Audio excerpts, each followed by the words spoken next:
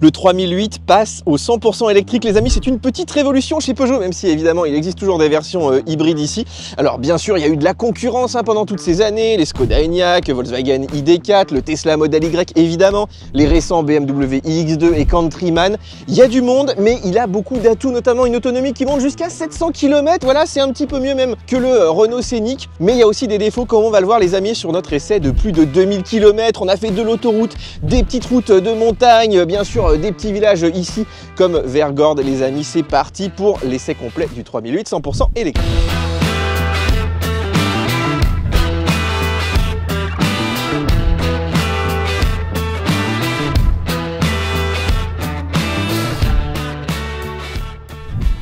Bon, en termes de look, moi je suis vraiment très fan et je suis pas le seul, hein. Sur les bornes de recharge, vous étiez nombreux à me dire qu'est-ce qu'elle est belle cette voiture. Un peu plus partagée sur l'arrière, mais l'avant est très réussi, plus réussi qu'en photo, en vidéo. Là, cette calandre avec ce petit côté un peu sportif ici, évidemment, elle tombe très droit et puis on a des lignes assez fluides. On a aussi ces couleurs biton, ces couleurs vives. Regardez-moi comme c'est beau une voiture comme ça.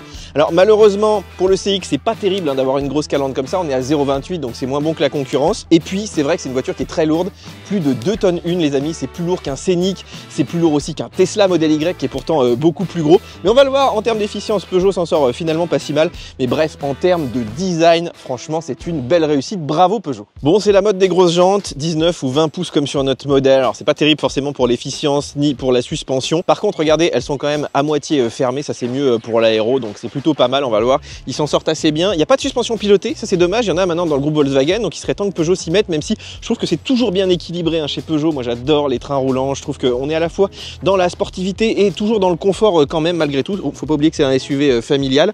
Alors ici, donc on a une bonne garde au sol aussi. C'est l'intérêt, hein, bien sûr, d'avoir une voiture un petit peu surélevée et c'est très pratique aussi bien en ville que là à la campagne sur les petits chemins. Alors sous ce gros capot, on se dit allez Peugeot, ils nous ont bien mis un petit frunk cette année. Et ben non, regardez, je l'ai ouvert. Alors pourtant il y a l'air d'avoir quand même un peu de place, hein. Je pense qu'avec de l'agencement, on aurait pu mettre un petit cap T2 ici. Alors il se rattrape quand même sur le plan technologique puisque ici, regardez, on a des caméras pour la conduite semi-autonome, un radar, des capteurs de parking. On a aussi la caméra 360 degrés. On a aussi des feux Matrix LED, les amis. Ça permet de rouler en plein phare tout le temps. C'est hyper efficace. Et puis regardez-moi ces petites griffes. Franchement, elle est très techno, mais mettez-nous des frunks chez Peugeot. Alors les dimensions de cette voiture, je les trouve vraiment parfaites. En fait, on est entre un Scénic et un Model Y, hein. La longueur fait que 4,54 m, donc c'est assez bien. 1,89 m de large, donc ça va, ça se faufile quand même relativement bien. 1,64 m de haut, ça c'est bon pour l'efficience. L'empattement 2,73 m, qui profite beaucoup aux passagers à bord, mais pas au détriment du coffre, hein, comme on va le voir. Et surtout, on a un rayon de braquage, les amis. Ça braque dans un mouchoir de poche. On est à 10,60 m. C'est tout simplement l'un des meilleurs de la catégorie. Et pourtant, c'est une traction. Alors, au niveau des ouvrants, c'est un peu à l'ancienne. On a encore cette bonne vieille clé Peugeot. On a encore des poignées un peu traditionnelles. D'ailleurs, elles sont pas très aérodynamiques, hein. C'est assez étonnant, mais au moins, on se pose pas de questions pour ouvrir la voiture. Alors, on aimerait surtout de la clé sur smartphone, car key. Et ben, on l'a toujours pas. En fait, on peut ouvrir la voiture avec l'application mobile, mais c'est assez basique. Vraiment, il faut de la connectivité. Ça prend du temps. C'est pas du tout pratique. On peut pas vraiment se passer de clé. Puis, on peut pas démarrer la voiture avec le téléphone. Franchement, Peugeot, on est en 2024. On voudrait de la connectivité maintenant. Bon, on va parler de batterie, d'autonomie et de motorisation puisque tout ça est lié. Alors, la batterie qu'on a ici, elle fait 73 kWh et franchement, c'est pas mal. D'autant qu'on a 525 km d'autonomie. Alors, nous, on a la version traction 210 chevaux, mais on peut aussi l'avoir en version 4 roues motrices de 320 chevaux. Donc, toujours avec cette batterie et toujours avec la même autonomie. Donc, ça, c'est vraiment bien. Bravo Peugeot. On peut aussi avoir une très grosse batterie de presque 100 kWh pour monter à 700 km d'autonomie. Mais par contre, là, ce sera uniquement en traction avec un moteur un peu plus puissant, un 230 chevaux avec le même couple. Tous les moteurs ont a priori la même vitesse max, 170 km/h. Bon, à moins d'habiter en Allemagne, ça pose pas tellement de problème. Et moi, ce que j'aime bien, contrairement au Scénic, contrairement à d'autres modèles, même chez Volkswagen, là, on aura toujours de l'autonomie, quelle que soit la version. Et puis, on pourra avoir une version 4 roues motrices. Je pense qu'en Suisse, on aimerait bien avoir la grosse batterie avec la version 4x4, mais ça, c'est pas possible. C'est lié à la plateforme multi-énergie de Peugeot. Malheureusement, ils n'arrivent pas à mettre à la fois, voilà, le moteur sur le train arrière et puis voilà, le reste de la batterie, en gros. Ça, c'est un peu dommage. Alors, on passe à l'arrière. Alors, souvent, c'est assez clivant, puisque ici, voilà, on a un gros becquet qui est assez proéminent, mais ça permet d'avoir beaucoup d'espace dans le coffre. On va le voir juste après. Alors, deux petites choses quand même. Ici, regardez, c'est assez plat et il n'y a pas d'essuie-glace. Du coup, ça s'encrasse quand même assez facilement. Un autre point qu'imaginer, c'est la caméra de recul qui est, regardez, assez basse. Donc, elle est très grand angle, mais je trouve que c'est pas idéal. On voit pas bien assez haut. En fait, elle devrait être au niveau du coffre. Après, en termes de look, moi, j'aime bien avec le diffuseur ici, avec cette couleur biton, là, ces petits rappels d'aluminium. Franchement, c'est assez stylé. Les petites griffes en 3D aussi la nuit. Vraiment très, très beau. Et puis regardez, là on est sur une finition GT. Alors le coffre s'ouvre au pied automatiquement, il est électrique bien sûr, petit cache-bagages et surtout on a 520 litres, c'est vraiment une sacrée malle les amis. Et puis regardez, on a un petit sous-coffre aussi pour ranger ses câbles. Alors c'est pas très pratique, là on a juste nos petites affaires de tournage et c'est déjà galère. Donc imaginez l'été avec les enfants, les bagages et tout. Mais en tout cas là on peut vraiment avoir beaucoup de valises pour une grande famille. Donc vraiment bravo Peugeot, puisque sur les véhicules électriques quand même d'avoir de l'espace c'est indispensable. J'aurais quand même aimé un petit coffre à l'avant. Allez, on va parler de la charge. Regardez ici avec cette aile d'avion, hein, c'est vraiment énorme. Donc ici on a la trappe côté gauche, ça c'est pas mal pour aller sur les superchargeurs Tesla, hein, c'est du même côté. Par contre regardez là, quand vous êtes le long de la route, si vous mettez un petit câble qui va à une borne, ça va dépasser, donc ça j'aime un peu moins. Bon voilà, c'est pas très grave non plus. Alors ici on a du courant continu à 160 kW. Regardez en retirant le petit capuchon ici, donc c'est assez rapide mais c'est un peu moins bon que la concurrence quand même. Et surtout regardez la courbe de charge, elle est vraiment pas top. Nous on nous dit qu'on peut avoir les 80% de batterie en 30 minutes, ce qui est à peu près la moyenne. En réalité nous on a mis 40 minutes, donc est-ce qu'ils vont faire des mises à jour, est-ce que ça va s'améliorer? Je l'espère. Il se murmure qu'il devrait mettre un petit peu de préconditionnement. En tout cas pour l'instant c'est vraiment son gros point faible. En revanche ici on a une option à 22 kW pour le courant alternatif, ça c'est super, ça permet de remettre la moitié de la batterie en allant au restaurant par exemple entre midi et 2. C'est vraiment pas mal du tout, que ce soit voilà, sur les petites bornes de village ou que ce soit dans la wallbox à la maison. En tout cas moi cette voiture je la charge sur une simple prise électrique mais avec un chargeur de 16 ampères, je vous le mettrai dans la description puisque ça suffit pour 99,99% des usages bien sûr. Et puis dernier bon point chez Peugeot, on va avoir du V2L, donc la possibilité de ressortir du courant par exemple pour brancher un aspirateur dans une cave, hein, ou pour alimenter par exemple un camping, ça peut être assez pratique. Donc vous voyez qu'il y a du bon, il y a du moins bon. Moi je dirais que la charge ultra rapide, vous allez l'utiliser que quelques fois dans l'année quand vous partez en vacances en week-end, mais j'aimerais vraiment qu'il y ait une petite mise à jour parce que là ça se traîne quand même un petit peu et surtout les promesses sont pas tenues, hein. Allez, je vous emmène à l'arrière de ce nouveau 3008. Alors bien sûr l'arrière c'est la place des enfants, mais pour autant, regardez, des gros gaillards comme nous arrivons quand même à rentrer largement. Regardez l'espace aux jambes, c'est absolument royal. Ici, les sièges sont bien creusés, y compris en dessous. Donc ça, pendant les grands trajets, c'est super agréable. Des petites aumônières, bon, il n'y a pas de tablette, ça c'est un petit peu dommage. Alors ici, on est très bien installé sur cette place-là, qui a des prises isofix, qui a des appuis-têtes. Voilà, la banquette est pas trop droite, donc moi je suis quand même bien assis. Par contre, au milieu, alors l'assise est super. Par contre, le dos, c'est vrai que c'est assez rude, hein, à cause de l'accoudoir central. Donc là, je ferai pas des très grands trajets là-dedans. Par contre, ici, regardez, il n'y a pas de tunnel de transmission, donc on peut mettre ses pieds, même si ça c'est assez proéminent, hein, cette console qui héberge d'ailleurs les deux prises USB-C là en dessous. Il y a des petits vides-poches aussi. Alors, si vous êtes que deux à l'arrière, bien sûr, vous allez mettre l'accoudoir. Regardez ici, on peut même brancher son smartphone. Donc, on est vraiment très bien installé. Je vous montre aussi le toit qui est vitré, qui est aussi ouvrant, hein. C'est assez rare sur ce genre de véhicule. Donc là, on n'a pas du tout une oppression à l'arrière, hein, comme sur certains modèles. Regardez, on a beaucoup de vitres, on a les petites poignées de la lumière aussi. Donc vraiment, on peut faire des milliers de kilomètres à l'arrière, à condition d'être sur les côtés. Là, ce sera plutôt pour un enfant. Et d'ailleurs, il n'y a pas de troisième prise isofix, hein. Ça, c'est dommage. Allez, on s'installe à la place du conducteur dans ce Peugeot 3008 100% électrique. Alors, on n'est pas perdu, hein, on retrouve l'univers Peugeot. Je ne sais pas si vous entendez, il y a beaucoup de vent à l'extérieur. Déjà, c'est extrêmement bien isolé phoniquement. C'est très bien présenté. Vous voyez, il y a des plastiques moussés, du tissu. Voilà, ce petit revêtement ici qui est magnifique. Les petits accoudoirs. Vraiment, c'est très très beau. On est très engoncé, hein. Ça, voilà, ça fait un petit moment que ça dure chez Peugeot. Alors, on aime ou pas, faut pas être trop claustro. D'ailleurs, tout est centré vraiment vers le conducteur. Vous voyez aussi bien cette magnifique dalle de 21 pouces. Tous les raccourcis et tout sont vraiment de mon côté. Le petit volant, moi j'adore, c'est très sportif, très sympa. Et puis je trouve qu'ils ont vraiment réglé ce problème de effectivement l'afficheur tête haute ici avec le iCockpit. Là, ils ont dit, il y a un grand écran, il y a un volant et c'est fini. Après, moi je suis extrêmement bien installé. Alors malheureusement, dans cette finition, j'ai pas les sièges électriques, hein. C'est une option. Là, on est sur la version GT. Donc on se dit quand même à ce niveau de prix, ils auraient pu les mettre. Mais voilà, vous me direz ce que vous en pensez. Mais moi, je trouve que c'est vraiment splendide. Mention spéciale ici aux petits éclairages LED là qui sont très réussis dans la nuit. On va détailler tout ça bien sûr les amis, mais vraiment Peugeot je trouve qu'il se rapproche là du premium allemand. Alors ça c'est un truc que j'avais pas remarqué moi parce que j'ai pas trop d'ongles, mais regardez avec une main de fille ici, en fait quand vous avez des ongles ici vous n'avez pas assez de grip pour attraper la porte qui est par ailleurs très très lourde et du coup c'est un vrai effort. Et là on a eu plusieurs personnes comme ça qui m'ont dit mais c'est infernal cette voiture à fermer.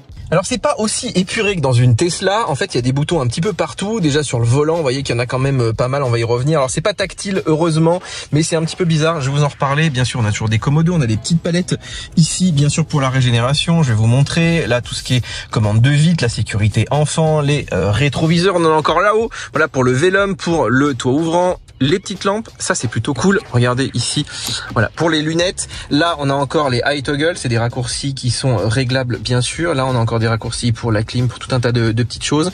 Ici les modes de conduite, là les warnings, le volume, et puis on va parler bien sûr du reste dans un instant. Regardez encore un bouton ici pour le frein. En fait il y en a quand même un petit peu partout, il y a des choses qu'ils auraient pu regrouper. Cela dit, moi j'ai jamais été perdu, je savais à peu près où tout se situait. Bon, moi j'aime beaucoup l'univers Peugeot, et là c'est vrai que les gens sont quand même assez habitués, hein, si vous avez déjà eu un 3008, un 5008 auparavant. Alors il y a beaucoup de rangements dans cette voiture, ça j'adore. Regardez, là on peut mettre une très très grande bouteille d'eau, là-haut on peut ranger ses lunettes, ça voilà, ça disparaît petit à petit. On a ici une zone de charge en fil, malheureusement on en a qu'une, elle est un petit peu cachée, ça c'est dommage, mais bon, elle a le mérite d'exister. Ici on a un grand bac de rangement qu'on peut fermer, regardez ici, donc ça c'est plutôt cool. On a deux prises USB-C pour la charge rapide, on a encore une prise allume-cigare. Alors par contre regardez, si vous faites sortir le câble là, ça se ferme plus très bien, ça c'est un peu dommage. Ici vous pouvez poser un téléphone, donc ça c'est assez cool pendant la conduite. Vous avez bien sûr les porte-gobelets, on a aussi un énorme accoudoir qui est réfrigéré, et surtout on a beaucoup de place. Là on a une petite zone pour mettre par exemple les clés, et regardez en dessous on a énormément d'espace, vous pouvez mettre une bouteille d'eau si vous voulez qu'elle reste fraîche. Donc ça c'est très agréable dans cette voiture, vraiment on a beaucoup de rangement. Alors j'ai embêté ma cadreuse 2 minutes, regardez la belle boîte à gants, donc voilà, suffisant pour ranger ses gants et pas mal de petits papiers aussi. Alors, je vous montre ce volant donc avec les deux mets plats, très très agréable. Alors les commandes, regardez à gauche, en fait c'est pas tactile, hein, on peut appuyer dessus. Donc ici c'est pour tout ce qui est conduite semi-autonome avec voilà la vitesse, la distance, si vous voulez l'arrêter ou pas, limiteur ou la conduite semi-autonome. Donc ça c'est à vous de décider. Et puis sur la partie droite c'est plus tout ce qui est multimédia, l'appel à la commande vocale, le volume aussi, ça pour se balader dans les menus. Je vous montrerai juste après pour changer de piste par exemple. Donc relativement simple hein, finalement au niveau du volant. Alors je vais vous montrer ici les petites palettes derrière le volant. Donc ça c'est assez pratique pour régler la régénération. Vous le voyez apparaître ici hein, sur l'écran. Donc vous pouvez la mettre au maximum, mais c'est pas de la one pédale, ça va pas jusqu'à l'arrêt complet. Par contre il conserve le réglage d'une fois sur l'autre. Donc ça c'est vraiment pratique. Alors ce qui est très pratique ici c'est la caméra 360 degrés. Par contre regardez, je trouve qu'elle est très basse, on voit surtout la route et on voit pas forcément bien l'environnement. Et puis ce qui est assez sympa c'est que on peut regarder, modifier ici les angles pour avoir devant, derrière, sur les côtés aussi, avoir voilà une vue pleine et entière. On peut aussi regarder tout simplement les roues hein, pour pas abîmer ces belles jantes. Donc ça c'est très pratique ici pour se garer. Alors ici on a une dalle de 21 pouces donc qui est incurvée, qui est très belle, mais en fait on a deux écrans. On a vraiment l'instrumentation d'ailleurs qui est indépendante, si jamais ça plante, ça nous est déjà arrivé, et ça reste visible, donc c'est quand même un très bon point ici. Alors il n'est pas très personnalisable, mais vous avez quand même plusieurs modes. Regardez, vous appuyez sur le petit bouton ici et vous pouvez avoir par exemple une vue comme ceci, assez simpliste. Vous avez une vue, regardez ici avec la charge, si vous êtes en train de recharger la voiture ou pas. Une vue avec la cartographie en plein écran. Alors c'est pas Google Maps, hein, c'est uniquement la carte Peugeot. Vous avez aussi une vue comme ça avec la partie électrique hein, quand le moteur est en action. Et puis vous avez une vue ici avec la conso. Alors la conso, regardez, il y a trois modes. Il y a la conso instantané ici, et quand vous appuyez là sur le petit commodo, regardez, vous pouvez faire varier avec le trajet 1, le trajet 2, et puis à gauche on a tout ce qui est multimédia là dans cette vue, mais en fait j'en profite ici puisque ça c'est visible partout. Vous avez tout le temps évidemment le niveau de batterie, l'autonomie estimée, bien sûr la reconnaissance de panneaux aussi, voilà si vous êtes en train de recharger ou pas par exemple en descente. Donc vraiment il y a tout ce qu'il faut et je trouve que c'est très lisible, la police est vraiment très belle, donc chapeau Peugeot. Moi je trouve que l'instrumentation est vraiment très sympa. Alors il y a beaucoup de choses qui se configurent avec l'écran, on va en parler juste après, mais il y a aussi beaucoup de raccourcis et ça c'est vraiment très pratique. Par exemple ici pour le mode de conduite, vous voyez ça vous pouvez le faire en conduisant, là pour tout ce qui est clim, dégivrage, recyclage, et puis vous voyez c'est pas tactile en fait, on appuie vraiment sur les boutons voilà pour activer ou désactiver par exemple le désembuage, donc ça c'est vraiment bien. Ici on a une zone qui s'appelle les high toggle qu'on peut personnaliser, donc c'est un petit écran tactile, et par exemple regardez si je laisse appuyer ici, donc faut attendre un petit peu, et là-haut vous pouvez mettre par exemple une radio. Donc ça peut être assez cool, un bouton pour Chéri FM, un bouton pour le volant chauffant, vous pouvez le modifier entre l'été et l'hiver. Donc c'est vraiment très pratique et vous pouvez mettre quasiment tout, sauf voilà les alertes de survitesse. Les alertes de survitesse, je vous montre, vous pouvez mettre juste ADAS ici et après il va falloir quand même ici cocher l'alerte de survitesse et puis la valider. Bon là j'ai pas trouvé mieux. On va parler de cet écran central et avant je voudrais vous parler de la présentation générale. Alors ici c'est un système propriétaire, les cartes sont de TomTom mais tout le reste c'est développé par Peugeot. Alors c'est un peu plus réactif qu'avant, je trouve que ça présente bien, la police est assez agréable. Par contre c'est un petit peu le foutoir, c'est-à-dire que regardez ici c'est le seul endroit où on peut régler finalement la température tout le temps, la plupart du temps, sauf que si vous mettez CarPlay vous avez plus accès à la température, il faut appuyer là-haut et puis revenir voilà pour chaque passager ici. Là, vous avez les sièges, la qualité de l'air ici, vous voyez, qualité de l'air 2 hein, à Gord, très très bien. Et puis, en fait, on a une succession d'écrans. Donc là, par exemple, on a la cartographie avec la température. Si on slide, on a ici la radio. Et puis, si on slide encore, là, on a quelques petits raccourcis. Puis, on a encore mur d'application. Après, on va dans des applis, on va dans des paramètres. Et regardez ici, pour revenir en arrière, comment vous faites? Et ben, c'est là que c'est assez compliqué. Donc là, on a les petits menus à gauche. Mais en fait, il faut appuyer ici. Et ici, donc, vous arrivez sur les 3 écrans. Donc, je trouve pas que c'est très très simple à prendre en main. Et surtout, ils auraient mérité de prendre un Android automotive, quelque chose d'un petit peu plus moderne désormais, parce que ça fait un peu la vieille école, quoi. Bon, on va parler du GPS que j'ai pas beaucoup utilisé, parce que déjà, il plante tout le temps. Ça, c'est vraiment casse-pied. En plus, il y a des choses qui marchent pas. Regardez ici, je tape Paris. Donc, vous voyez que c'est pas très réactif. En plus, Paris. Là, il me dit qu'il trouve pas Paris. Enfin, faut quand même le faire. Alors, la grosse nouveauté, c'est qu'il y a un planificateur d'itinéraire. Regardez ici, pour aller à Paris, il met des arrêts. Donc, des arrêts qui ont l'air vraiment très corrects ici. Regardez, on recharge à 17%, à 15%. Donc, ça, c'est plutôt pas mal. Là, il m'a mis que du Ionity. Le problème, c'est que des fois, il met des bornes en dehors de l'autoroute. Aussi, des fois, il me fait m'arrêter à 20-25%, alors qu'il y a assez de bornes pour s'arrêter autour de 10-15%, hein, ce qui est largement mieux pour optimiser donc les temps de trajet. Donc, globalement, on va dire que ce truc pourrait marcher, mais de temps en temps il plante, de temps en temps il vous met des bornes en dehors de l'autoroute, il recalcule très régulièrement le trajet, ce qui fait que c'est pas fiable dans l'ensemble. Moi franchement je l'ai pas trouvé fiable. Il y aura des mises à jour, j'espère, mais en tout cas si vous confiez cette voiture à quelqu'un, il peut vraiment pas se reposer ici sur le planificateur. En plus il n'y a pas d'option, c'est-à-dire je peux pas lui dire reste sur Ionity ou arrive à la borne à 10-12% maximum ou mets-moi 50% à l'arrivée. Voilà, ça aurait été assez cool. Mais regardez, il y a quand même tout ce qu'il faut, donc potentiellement il a quand même les bornes, il sait calculer un itinéraire, donc il manque juste des correctifs finalement. Alors pour le reste du système, il n'y a rien de vraiment dingue. En fait, c'est à peu près les mêmes systèmes qu'on a dans les 208, dans les 308. Je voulais quand même juste vous montrer parce que je trouve ça assez cool. Ici, par exemple, dans le mur d'application, on a tout ce qui est aide à la conduite et c'est assez simple. C'est-à-dire que ici, vous avez toutes vos petites fonctions, caméra panoramique, alerte de trafic arrière, aide au maintien dans les voies, la conduite semi-autonome, le freinage automatique, l'anti-patinage. Vous voyez, voilà, il n'y a pas des milliards de choses à régler. Et surtout, regardez ici, vous pouvez mettre des petits raccourcis. En fait, là-haut, vous avez les aides à la conduite, que vous utilisez tout le temps, que vous désactivez tout le temps, par exemple l'alerte de vitesse excessive que vous pouvez mettre ici. Donc je dirais que ça c'est pas mal, c'est quand même relativement simple à utiliser. Alors je vais pas vous montrer toutes les applis parce que de toute façon il n'y a pas tellement d'intérêt. Il y a l'application énergie qui peut être assez intéressante. Donc vous voyez ici on a le pourcentage de la batterie, on a un petit historique de la consommation, donc sur 500 km, 100 km, bon c'est pas très détaillé hein, mais vous voyez au moins la conso, vous voyez 18 kWh au 100. L'utilisation, il vous dit là par exemple, bon on est arrêté donc on utilise beaucoup la clim, très peu le moteur, donc ça peut être assez intéressant. Ici la charge, donc là on peut limiter la charge à 80%, mais ce qui est assez marrant c'est qu'on peut pas mettre 90% ou 60%, ça c'est un petit peu bizarre.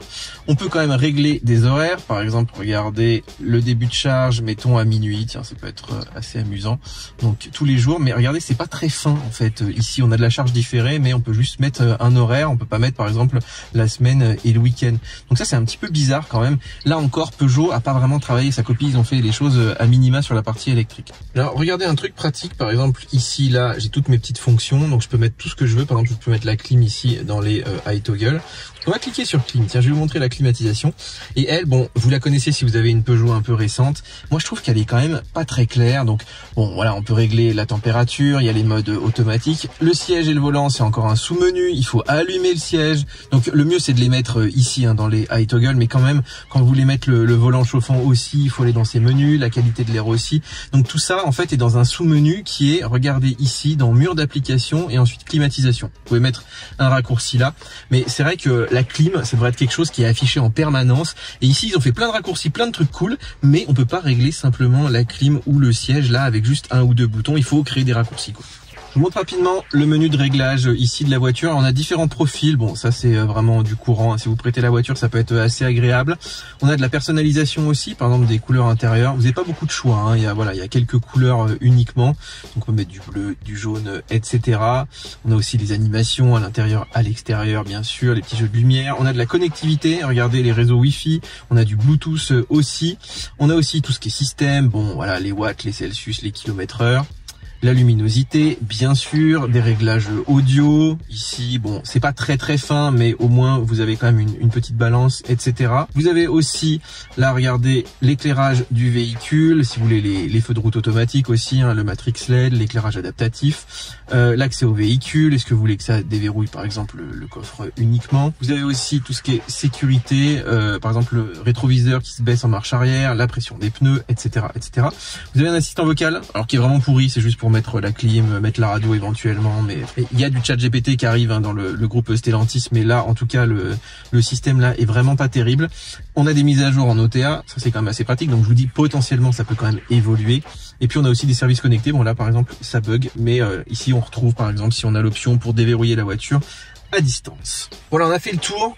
Franchement, c'est pas un système très moderne. Il y a plein de petits menus. L'écran ici est pas assez grand. Ça plante. Il y a plein de bugs. Donc vraiment, Peugeot, faites un effort là-dessus. Moi, je pense qu'il faudrait passer sur Android, mais bon, ils ont pas l'air prêts en tout cas à le faire pour l'instant. Il n'y a pas de Netflix, il y a rien pour s'occuper pendant les charges, pas de jeu évidemment. Alors que la concurrence, maintenant, elle propose quand même des choses assez sympas. On l'a vu, hein, notamment chez Renault dans le nouveau Scénic, dans la nouvelle R5. On aimerait aussi de la connectivité, la clé sur smartphone. Non, vraiment, Peugeot, vous n'êtes pas à la hauteur de la concurrence. On va dire qu'il y a ce qu'il faut à minima, mais comme dans une voiture finalement d'il y a une dizaine d'années. Bon, petit tour de l'application mobile qui honnêtement est un peu une honte, hein. C'est quasiment la même que sur le 2008 d'il y a quelques années. Bon, on voit quand même, alors on voit même pas le pourcentage de la batterie, regardez ici, on voit que l'estimation en kilomètres. Alors, petite révolution, on peut ouvrir et fermer la voiture, mais bon, ça met du temps, hein. C'est pas en Bluetooth, c'est vraiment par le réseau, il faut entrer un code, donc c'est vraiment casse-pied. On peut faire sonner la voiture, ça c'est pratique dans un parking par exemple. On a aussi un menu de charge, donc on voit le pourcentage de la batterie, enfin, par contre on voit pas la puissance de charge, donc ça aussi c'est assez casse-pied. On peut regarder chercher une borne, mais il faut passer par une autre application. Enfin bref, c'est vraiment pas bien prévu. On peut différer la charge, ça c'est quand même assez cool. On peut préconditionner la voiture. En plus, on peut le faire en fonction des jours de la semaine. Donc ça, au moins, on peut le faire, ce qui n'est pas le cas hein, sur la charge. Donc ça, c'est assez cool. On peut activer bien sûr la clim à distance quand vous partez le matin. On a aussi ici un système pour préparer son trajet. Mais vous voyez, il faut encore aller chercher des applications tierces. Donc ça, c'est quand même assez casse-pied. On a quand même une localisation de la voiture. Et en fait, c'est à peu près tout, parce que les autres, c'est des données de conduite. Bon, là, ça fonctionnait pas en tout cas sur notre modèle. Là, c'est de l'entretien. Là aussi, sur une voiture électrique, bon, pas très utile forcément. Et puis ici, c'est tout ce qui est financement, etc. En fait, tout ça ne sert pas à grand chose. En fait, c'est une appli qui globalement n'a pas tant d'intérêt que ça, puisque elle envoie très peu de notifications, elle plante souvent, il faut des codes PIN pour faire tous les trucs un petit peu compliqués. Donc vraiment, par rapport à Tesla, on peut fermer les fenêtres, on peut accéder au véhicule, on peut le démarrer avec l'application, on peut vraiment faire plein de choses, on peut même programmer tout simplement un service hein, si jamais vous avez un problème directement depuis l'application. Là, rien de tout ça. Donc vraiment, Peugeot, il serait temps de développer un peu le mobile, parce que ça, moi j'aimerais bien me passer de clé et n'avoir plus que ça, y compris pour prendre un rendez-vous chez mon garagiste. Là, on en est loin. Hein. Bon les amis, on est vers Paris, on va aller à Nîmes, donc 700 km. Regardez, on est chargé à 100%, il nous dit qu'on a 525 km d'autonomie, donc là c'est vraiment le WLTP. Alors par contre, là j'ai rentré la destination, le planificateur a planté. Bon, comme on a des versions de pré-série, ça peut arriver, j'espère que je vais pouvoir arriver à le tester. En tout cas, bien sûr, on va tester l'autonomie et puis je vais essayer de faire fonctionner ce programme. Mais voilà, c'est encore capricieux et on sent que chez Stellantis, le soft, il faut encore un petit peu que ça s'améliore. Alors regardez, là en ville, je suis obligé d'actionner la pédale de frein, voilà, pour les derniers mètres, puisque on n'a pas de conduite à un pied, hein, ça c'est un petit peu dommage. Peugeot le propose toujours pas sur ses véhicules. Par contre, en ville, je trouve cette voiture très agréable. Déjà, on est assis très haut, on a une bonne visibilité, on a voilà beaucoup de surface lumineuse, donc on voit bien dans l'habitacle, les écrans sont bien positionnés, donc vraiment très agréable. On a aussi un très bon rayon de braquage. Regardez ici, là j'ai pris quasiment un tour là à presque voilà 180 degrés et c'est passé vraiment sans souci. Elle est quand même assez large, mais je dirais qu'on l'a bien dans l'œil assez rapidement. Puis elle est très maniable. Le petit volant, moi j'adore. Donc oui, en ville, c'est validé. Bon, rien de tel qu'un petit bouchon parisien. Regardez pour tester, la voiture qui freine automatiquement. Vous voyez qu'elle tient bien les lignes, donc ça c'est assez cool. Par contre, il y a des motos qui arrivent souvent ici. Et là, elle va pas se déporter. Tout à l'heure, on a eu aussi des ambulances, des policiers aussi. Elle s'est pas déportée. Donc ça, maintenant, des voitures le font hein, sur des segments assez similaires. Après, vous entendez, c'est relativement silencieux. Voilà, rien d'exceptionnel, mais c'est quand même bien insonorisé. On a aussi ce petit volant super agréable qui est capacitif. Donc vous n'avez pas besoin là dans les bouchons de tout le temps donner des coups de volant. Regardez là, ça freine brusquement. La voiture anticipe plutôt pas mal. Elle laisse beaucoup d'espace. Hein. Là, je suis à l'espace minimum, mais c'est vrai qu'il y a des voitures qui peuvent me passer devant, surtout à Paris, c'est un petit peu casse-pied. Je dirais que c'est assez reposant. Il faut quand même être attentif, ne serait-ce que pour redémarrer. Et ça, j'avoue que c'est vraiment dommage qu'elle redémarre pas toute seule plus rapidement. Alors autant j'aime bien avoir l'écran ici avec CarPlay sur toute la largeur, ça c'est assez cool. Par contre, je trouve que pour régler la climatisation, ce qu'on fait assez souvent quand même de baisser un petit peu la température, ici regardez, CarPlay prend tout l'écran, donc c'est cool. Hein. On avait assez reproché à Peugeot de pas le faire, mais c'est vrai que ici, si je mets l'écran classique, hein, la Home, là on a effectivement les menus de clim qui restent affichés. Donc si on est dans le CarPlay ici, il faut utiliser le menu de climatisation et rentrer dedans, etc. Donc c'est quand même un petit peu casse-pied, d'autant que là il y a quand même pas mal de place. Ils auraient pu nous mettre des vrais boutons au moins pour la température. Bon, il y a au moins ici le dégivrage, les fonctions indispensables, mais voilà, moi j'aime bien avoir quand même mes petits boutons ou au moins des boutons tactiles en permanence sur l'écran. Alors que vaut ce i3008 sur autoroute? Déjà en termes de confort, moi je suis extrêmement bien installé, l'appui-tête, tout est au bon endroit, les écrans tombent très bien. Vraiment, on a une voiture qui est relativement bien sonorisée, même s'il y a quand même des bruits d'air et tout. J'ai connu un peu mieux, donc à comparer notamment au nouveau Scénic sur autoroute. On a une conduite autonome qui est hyper agréable déjà parce qu'on a un volant capacitif, donc on n'a pas de bip bip dans tous les sens. Vous avez juste à mettre 2 doigts comme ça sur le volant, ça suffit. Alors après, c'est vrai qu'on a des fonctionnalités qui sont assez avancées. On a un bon maintien par exemple dans les voies, hein, il fait pas le ping-pong. On peut changer de voie automatiquement, donc ça c'est cool. Par contre, il faut valider avec OK. Même chose s'il lit un panneau, pour être sûr qu'il lit le bon panneau et d'adapter la vitesse, il faut encore appuyer sur OK. Donc on passe son temps à appuyer sur OK. Donc globalement, une voiture qui est pas trop gênante, qui est relativement fiable et qui fait pas d'à-coups pour rajouter un petit peu de confort. Et c'est vrai que sur autoroute, on peut faire des milliers de kilomètres avec ce véhicule familial. Ça tombe bien, il est un peu fait pour ça quand même. Alors combien consomme ce i3008 électrique à 130 km/h? Quelle autonomie a cette voiture sur autoroute? Regardez, je vous ai fait des tests à vitesse stabilisée. En gros, on arrive à descendre même sous les 21, mais on arrive à monter aussi à 24 kWh au 100. Ce qui veut dire avec une batterie de 73, vous avez à peu près 300 vrais kilomètres à 130 sur autoroute, sachant que là il fait 15 degrés, qu'il y a quand même un petit peu de vent. Donc je pense qu'on doit pouvoir vraiment descendre, par exemple l'été, on doit peut-être pouvoir faire 310, 315 km. Si vous chargez à 80%, ce sera plutôt que 250 km. Aujourd'hui, il n'y a plus tellement de problèmes en fait d'autonomie avec ces voitures. Et puis en ville, on va dépasser largement les 400 km. Regardez, j'ai lancé l'assistant vocal pour demander une direction, il bug. Et pas moyen de tout qui est bugué là.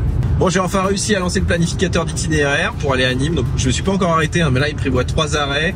Par contre les bornes, il y a vraiment de tout et de n'importe quoi. Bon, il y a du Ionity, il y a une Ionity, mais les 2 autres c'est BMW et puis une borne là en dehors de l'autoroute. Moi j'ai pas du tout envie de m'arrêter, très honnêtement. Donc voilà, ça m'agace un peu parce que je voulais utiliser le planificateur, mais là je pense que je vais le bypasser dès que je vois une petite borne, parce que je suis presque à 30%, donc je pense que je vais m'arrêter plutôt autour de 10-15%. En général c'est le bon timing pour récupérer rapidement de l'énergie. C'est vrai qu'on est assez déçu puisqu'on peut pas lui dire je vais arriver à 5%, je vais utiliser que du Ionity.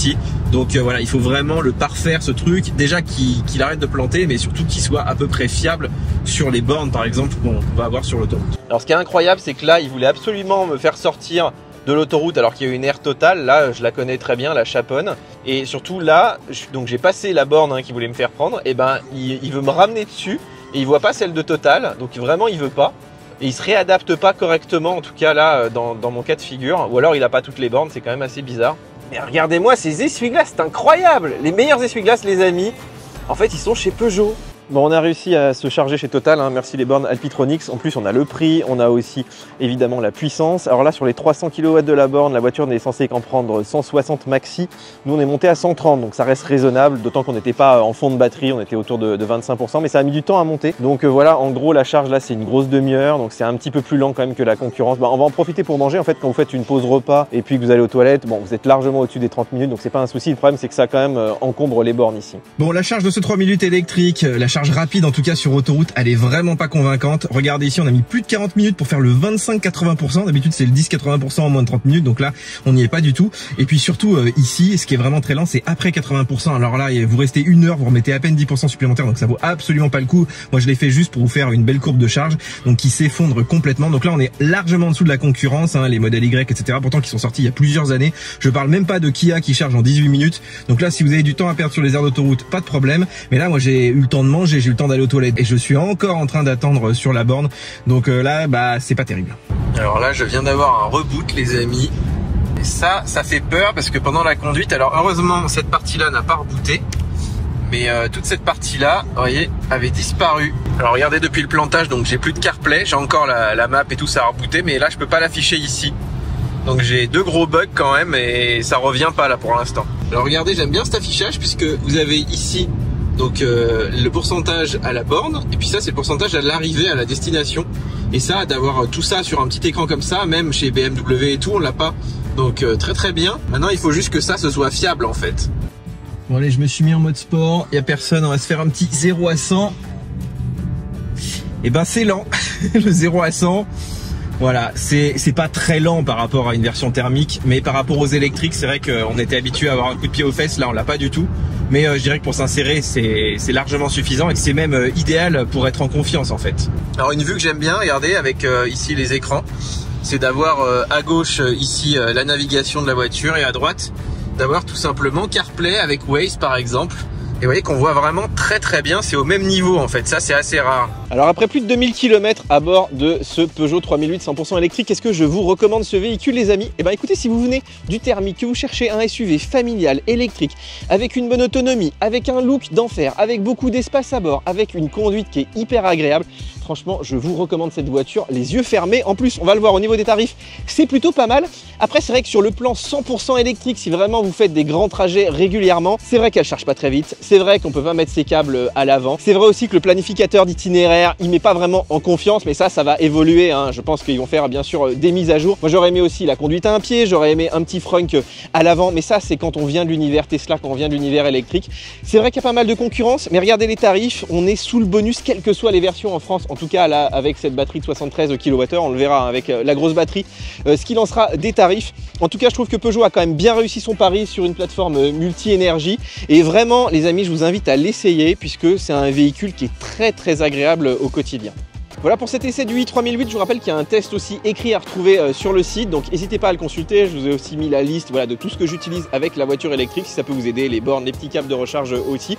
Bien sûr les amis, je vous encourage à prendre un abonnement VIP puisque ça nous permet d'être totalement indépendant des marques, hein. Il n'y a jamais rien qui est sponsorisé sur cette chaîne. Bien sûr on like, on s'abonne puisqu'il y a plein d'essais qui arrivent et nous on se retrouve très bientôt pour de nouveaux essais.